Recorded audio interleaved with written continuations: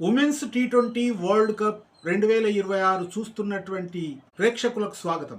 బంగ్లాదేశ్తో జరిగినటువంటి మ్యాచ్లో 5 వికెట్ల తేడాతో భారత్ ఘన విజయం సాధించింది. మొదట బ్యాటింగ్కి వచ్చినటువంటి బంగ్లాదేశ్ క్రికెటర్లందరూ భారత జట్టును ఓడించాలని తీవ్ర ప్రయత్నం చేసిన భారత బౌలర్ల ముందు చతికిలబడ్డారు.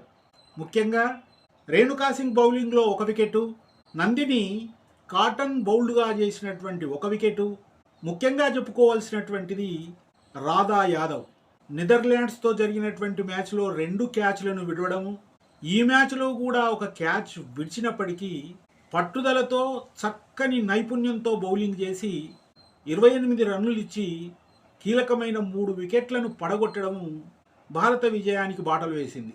బంగ్లాదేశ్ ఓటమికి తెలుగు తేజమైనటువంటి శ్రీచరణి ఈ మ్యాచ్లో 2 వికెట్లు తీసి ఉమెన్స్ టీ20 వరల్డ్ కప్లో అత్యధిక వికెట్లను తీసుకున్నటువంటి మహిళా క్రికెటర్గా చరిత్ర సృష్టించడం అభినందనీయం.